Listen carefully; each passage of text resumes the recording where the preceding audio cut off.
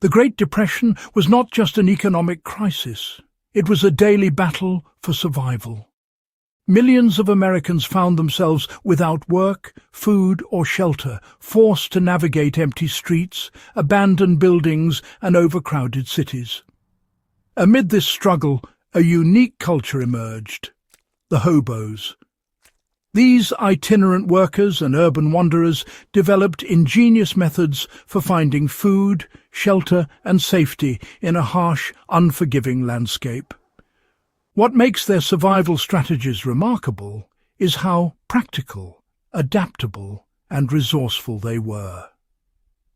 For modern urban preppers or anyone curious about historical survival skills, these hobo hacks offer lessons that are as relevant today as they were nearly a century ago.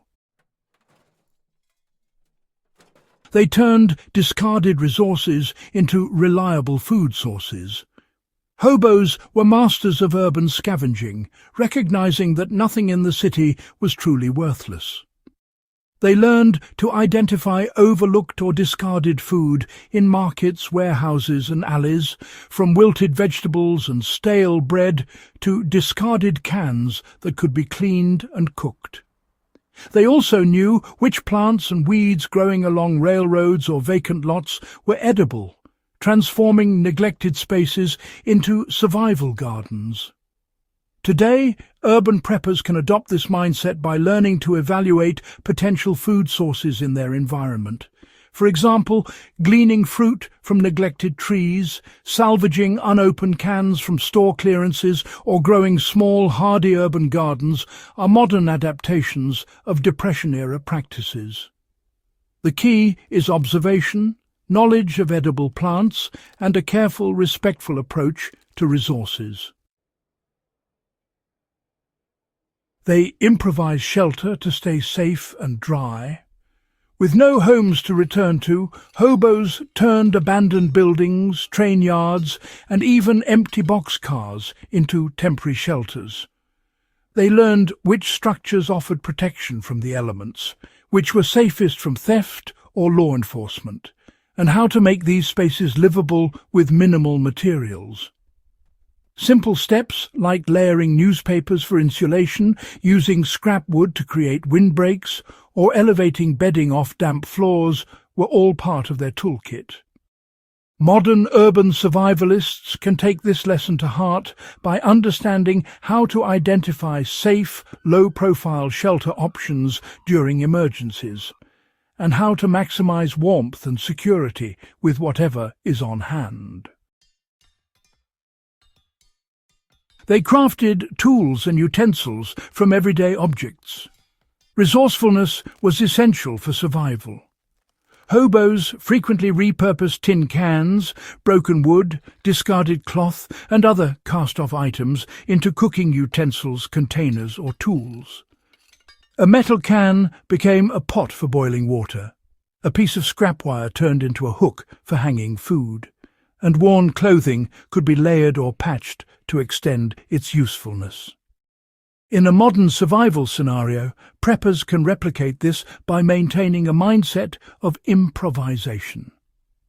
Every object has potential utility, whether for cooking, shelter, or safety. Carrying a small kit of repurposed materials or learning simple DIY repairs can make a significant difference when resources are scarce. They developed networks of information and support. Hobos survived not just through material ingenuity, but, through social intelligence as well. They relied on informal networks to share information about safe places to sleep, free meals, job opportunities, and even sympathetic shopkeepers.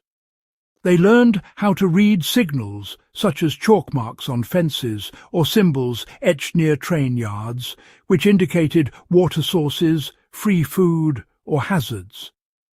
Modern preppers can apply this lesson by building networks in their own communities, learning local resources, and observing subtle environmental clues. Knowing your surroundings and having trusted connections can be as important as any physical survival skill. They used stealth and observation to avoid danger. Urban survival during the Depression demanded, a fair bit of caution. Hobos learned to move quietly, travel at times when risk was lower, and observe patterns of authority, such as police patrols or neighborhood routines. They also understood how to minimize attention while scavenging or seeking shelter. For modern survivalists, the principle remains the same. Situational awareness is crucial. Observing the flow of people, understanding patterns of security, and learning how to navigate environments safely allows one to survive in unpredictable conditions without unnecessary risk. They valued preparation and minimalism. Hobos carried only what they needed: a few changes of clothing, simple tools, and essential personal items. This minimalist approach ensured mobility and adaptability, enabling them to move quickly and respond to changing circumstances. Modern urban preppers can emulate this by assembling compact emergency kits that focus on multi-use items, lightweight shelter, and portable food supplies. The lesson is clear. Carrying too much can slow you down, while thoughtful preparation multiplies your survival options. The Depression-era hobos may have lived in extreme poverty, but they cultivated survival skills that were creative, effective, and enduring. From scavenging and improvised shelter to keen observation and resourceful tool-making, these techniques provide a blueprint for anyone seeking to navigate urban survival challenges today. Their lessons remind us that ingenuity and adaptability often matter more than material wealth, and that historical survival strategies can inform modern preparedness in ways that are practical and actionable. If you found this exploration of Depression-era scavenging valuable, make sure to subscribe to Echoes of Valor for more insights into historical survival strategies. Share this video with fellow history buffs and survival enthusiasts, and start applying these hobo hacks in your own preparedness efforts today.